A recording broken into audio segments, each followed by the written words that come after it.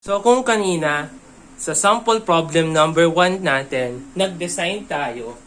Right now, mag-i-investigate naman tayo kung adequate ba yung section o kung adequate ba yung section ng material natin. So investigate the adequacy of a W24 by 84 section to carry two concentrated loads of 134 kN each acting at the middle third of the span. So kung middle third dyan, 7.2, yun yung whole length.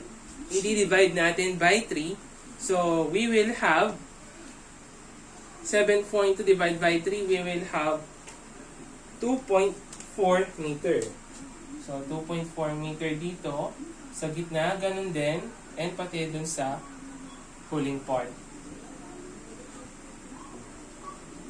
And a uniform load of 29 kN per meter. The beam has a simple span of 7.2 meter. Use 836 steel and assume full lateral bearing for the compression flange. So sinabi niyang full lateral bearing, meaning to say, dun sa compression flange ng beam natin, laterally supported siya. So first of all, ito yung properties ng W24 by 84. So kunin muna natin yung total weight. So para makagawa natin yon, o yung total uniform load natin. So yung weight ng beam natin, that is 125 kilogram per meter. So, i-multiply natin yan by 9.81 meter per second squared by gravity para maging Newton. Tapos, i-divide natin yan by 1,000 para maging kilonewton per meter. So, eto, kung i-multiply natin sa gravity, magiging Newton meter. So, divide natin by 1,000 para maging kilonewton meter. So, 125 times. So, that is 1.226 kilonewton meter. So, we have 1.226 kilonewton per meter. So, ngayon we have a uniform load.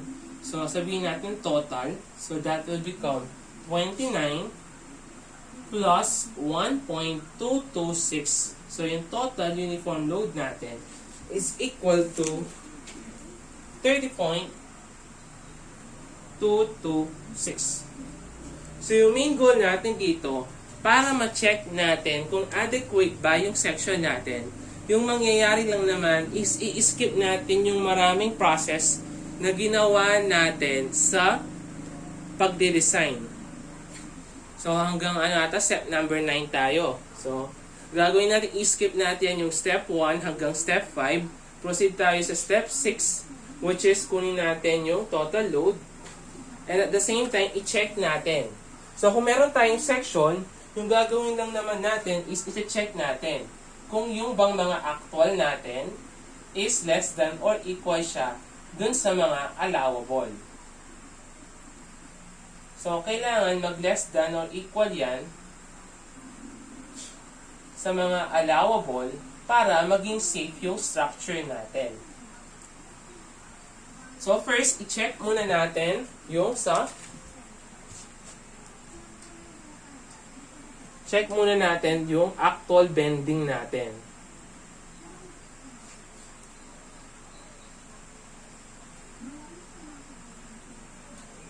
So, yan. Kunin muna natin yung actual. So, kunin muna natin yung mga actual na values. So, F sub B natin, that is yung M max all over yung S sub X. So, ano yung M natin? Since it is simply supported, tapos meron tayong dalawang concentrated load acting at midspan, meron na tayo agad-agad na formula dyan. So that will become sa WL squared over 8 para sa simply supported. Ito, para sa simply supported. Tapos, para sa uniform load natin, and sa mga middle third naman, yun naman yung PL over 3. So, para makuha natin yung maximum moment, yung W natin na gagamitin, ito yung total. So, that is 30.226. Yung L natin, that is 7.2 squared over 8 plus yung P natin, which is etong 134. So, yung PL over 3, covered na to ha, etong dalawang to. So, for middle thirds to. Etong concentrated load sa dalawa, acting at middle third, ito yung formula. So, yung L natin, that is 7.2 all over 3. So, our M max is equal to 517.46 kilonewton meter. Next naman na kukunin natin is yung maximum shear naman natin. So, para makuha natin yung maximum shear, meron na din tayong dyan, ang formula. So, maximum shear is equals to WL over 2 plus P. Ano yung W natin? So, our W is V is equals to etong total na 30.226. Yung L is 7.2. I-divide natin lang by 2. Plus yung P natin na 134. So, our total V or the V max is equal to 242.814. Ngayon, nakuha na natin yung mga natin, M max at saka V max. Siyempre, makukuha na natin yung actual natin na FB. So, yung FP actual is equals to M natin, which is 516.46. I-multiply natin by times 10 raised to 6 para maging Newton millimeter all over yung SX niya, which is equals to 3,212 times 10 raised to 3. So, we have the value of FB na 161.10 megapascal. Ngayon, kailangan na nating hanapin yung value ng mga natin, ng FB natin. So, para siguro, hanapin muna natin yung value ng mga actual stress natin, yung mga FB natin. Susunod naman, kunin naman natin yung FV, which is VQ all over IB. So, yung problema lang naman natin dito is yung pagkuha sa statical moment area. Kunin natin yung statical moment area natin. So, yan, dinrawing ko na yung I-beam natin. So, yung total depth ng I-beam natin is 612.14. Yung base flange niya is 229.11. Yung TF or the thickness of the flange and yung thickness ng web natin. So, kunin muna natin yung statical moment area natin. So, sa statical moment area, yung ginagawa lang natin ulit is imo-moment natin etong area na to with respect to the neutral axis. So, gagamitin natin yung centroid niya, yung distance ng centroid dito sa neutral axis. Ganon din dun sa susunod. So, let's consider muna yung nasa taas. Solve for the Q. Q is equals to, so sa taas, 229.11 multiplied by yung thickness niya na 19.56 multiplied by the distance. So, eto 306.07 minus, so, minus lang natin yung kalahati ng 19.56 plus, So, eto, thickness ng web natin, 11.94. Multiply natin yung 286.51. Tapos, yung kalahati niya, since etong centroid ng section natin hanggang neutral axis, kalahati lang naman yan. So, the statical moment area is equal to, so, i times 10 raised to 6 na lang natin siya. So, 1.818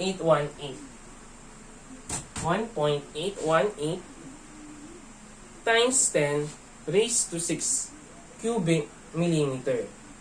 So, para mahanap natin yung actual shear natin, shear stress, so that will become VQ over IB. So, na-compute na natin kanina yung V natin. So, yung V natin, which is equal to 242.814 times 10 raised to 3 para maging, ito kilonewton yan, para maging newton. Tapos, insert natin yung Q na 1.818 times 10 raised to 6 all over yung IB natin. So, yung I natin, that will become etong 986 times 10 raised to 6.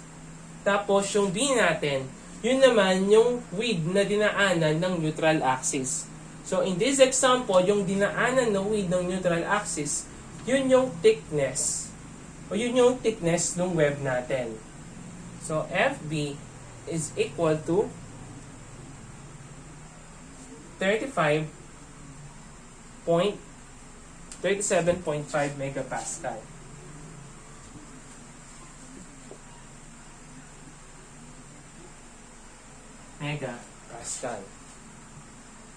So, next naman na isa-solve natin is yung actual deflection na mag-a-occur sa beam natin. So, delete na lang muna natin to.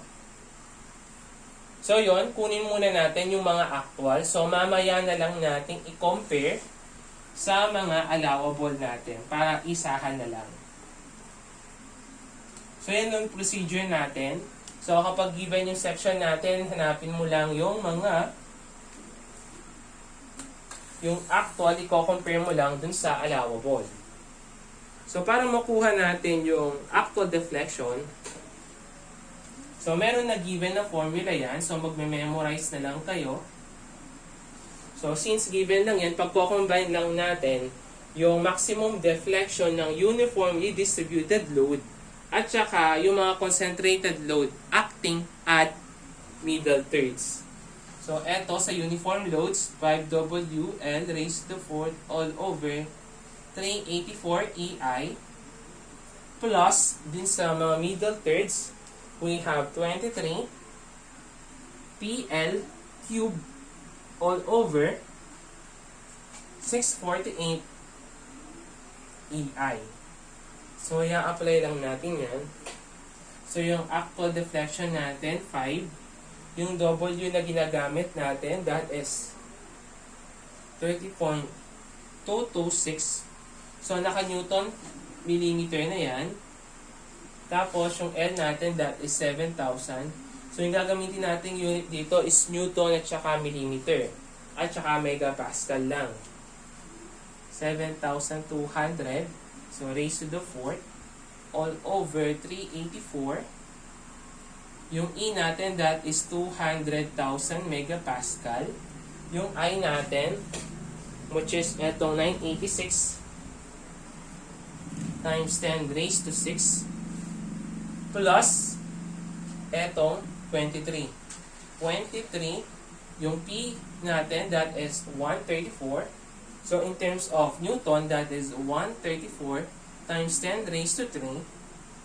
Tapos, yung L natin, 7,200 cube all over 648. Yung E natin, 200,000. Yung I natin, times 10 raised to 6. So, actual deflection is equal to 14.37 mm. So, yun. So, ilista natin yung mga nakuha nating mga actual. So, yung FB actual natin, that is 161.10 megapascal. And yung actual naman natin sa shear, that is 37.5 megapascal. So, now naman, since nakuha na natin yung mga actual values natin, i-compare naman natin sila sa mga allowable values natin. Or sa allowable bending, shearing, at saka sa deflection natin. So, para mahanap natin yon, kailangan muna natin malaman kung compact or non-compact yung section natin para makuha natin yung FB at saka FV. So, check for compactness.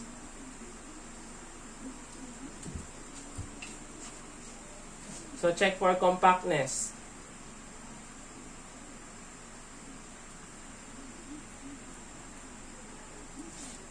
So, BF all over 2TF. So, dapat less than yan sa 170 over square root of Fy. At saka, yung ratio ng D sa TW, that must be less than or equal sa 160/80 all over square root of Fy. So, yung BF natin, that is 229.11 all over 2 multiplied by 19.56. So, 170 over square root of 248. So, di pa natin yan alam. So, that will become 5.857. Tapos, eto naman, that is 10.8. Since it is less than, okay pa dito sa part na yan. Next naman, yung susunod na ratio, eto naman, yung D natin, which is 612.14 all over 11.94. So, i-compare natin siya sa 1618 over square root of 248. So, we have 51.268 at saka 106.68. So, since it is less than, okay siya. Therefore, pumasok siya sa dalawang criteria. Therefore, compact yung section natin. So, yung pagde-determine ng compactness ng section natin, depende siya sa properties ng material natin. So, makukuha na natin yung allowable natin, which is 0.66 of Fy. Yung Fy natin, that is 248. So, we have 163.68 megapascal. So, sa shear naman natin, that is only 0.4 of Fy. So, yung Fy natin is 248. So, that will become 99.2 megapascal. Tapos, yung allowable natin, that is only L over 360. Yung L natin, 7,200. Divide natin by 360. That is 20 millimeter. So, kung check natin, etong actual natin, since less than naman siya sa allowable, so safe siya sa actual. Therefore, safe. Yung ano naman natin sa bending, since it is less than naman sa 163. 163.68. Therefore, safe siya. Next naman is yung sa shear naman, since it is less than siya sa 99.2, therefore safe. So, meaning to say, we can conclude now that our section is adequate. So, adequate po yung section natin.